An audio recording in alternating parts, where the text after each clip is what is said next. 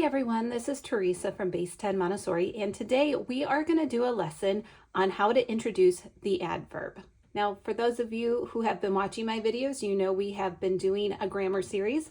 So this is lesson number 9 in my grammar series. And if you are new to this channel and you want to take a look at the grammar playlist and see all the lessons that we've done so far, I will put a link in the comment section so you can see my grammar playlist and go through all the lessons. So we just finished introducing the verb and doing some verb lessons. So now we're going to introduce the adverb lesson.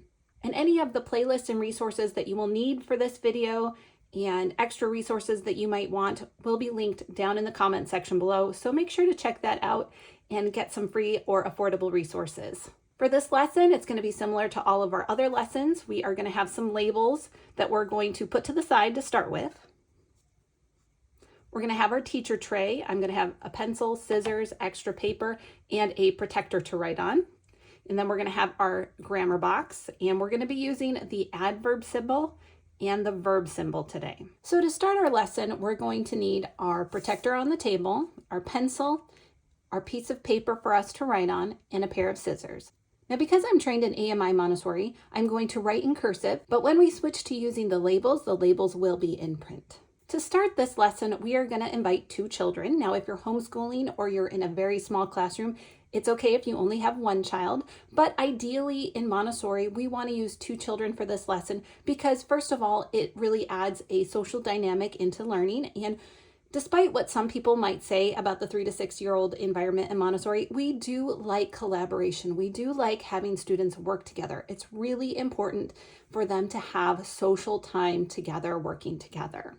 Some people believe that in Montessori, in that 3 to 6 age group, that they're all individual learners. These are all individual lessons. And that's not true. Montessori played a lot of games and did have a lot of collaboration between the students. But of course, some of the materials and many of the materials are individual lessons. But the grammar lessons is an area of the classroom that really is collaborative between the students. So we're going to invite a couple children if you have them available. And we're simply going to start out inviting the children to read what we write on a piece of paper. And we're going to start out by writing a verb. Now, just in case you need a reminder, in the 3 to 6-year-old environment, when we are doing our grammar lessons, we're not going to use the grammar language such as verb, adverb, adjective, noun. We're not going to use that language until they get into 1st grade. In Montessori, these lessons are supposed to be a sensorial impression of grammar. We want to give our students the impression of the concept. So we're just going to tell them we're going to write something on a piece of paper and then we're going to invite them to act it out and perform whatever it is that we have written down. So let me give you an example. Okay, so I have written down a word, and so I would put this on the table and I would have my student read it. And this says walk. And once they read it, they can go ahead and walk. So at this point, they're just performing the action. Once they perform the action, we're going to let them know that we're going to write another word that tells them how they should walk. So right here, I've written the word that tells them how they should walk. And this says slowly, walk slowly. And then we'll ask them, can you do that? Can you show me what it looks like to walk slowly? Now, of course, you can always choose walk quickly or walk silently. Feel free to have a little fun with this. And there will be opportunities to make some silly combinations with our verbs and adverbs. So this is going to be a little bit of a fun lesson. And this is also going to create excitement in the classroom for younger learners when they see these older kids doing some fun lessons that allow them to do some actions that maybe they don't often get to do in the classroom. So that is a bit of enticement for them to keep working on their reading, keep working on their other language lessons so that they can have these other lessons that they really want to do that the older children are doing. So once you've worked with the first student on their first action and then their adverb, you can go to the second student and do the exact same thing. So maybe the second student has the word sing. So they can go ahead and sing. And you know which student this is going to be a lot of fun for. You also probably know which student would not like that. So try to match the students with an action that they would be excited about. If you have a really shy student, maybe sing would not be the right action for them. So just remember that as you're giving your lesson, to try and match some actions to your student's personality so that they are comfortable with what you're asking them to do. And then just like the first student, you can say, now I'm going to write a word that tells you how to sing. And maybe that word is loudly. Sing loudly. If I have a student that absolutely loves to be the center of attention, this will be a lot of fun for them. Again, if you have a really shy student, maybe don't do this combination.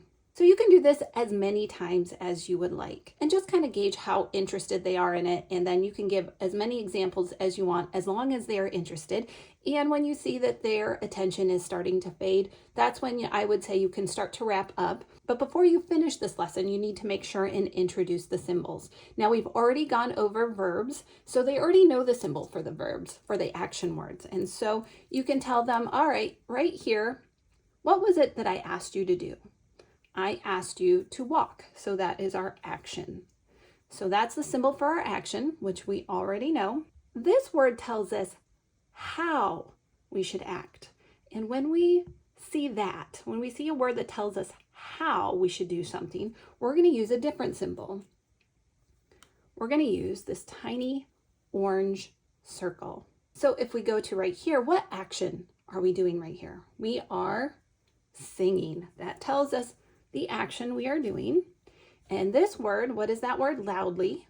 That tells us how to do that action. And again, we're going to use the smaller orange circle to do that. So once you have finished that symbolization portion, you can invite them to put the work back on the shelf. However, you're going to take your labels back. So once you take your handwritten labels back, you're going to show them that on the shelf, you have printed labels. You have actions, and then you have words that describe the action, that tell you how.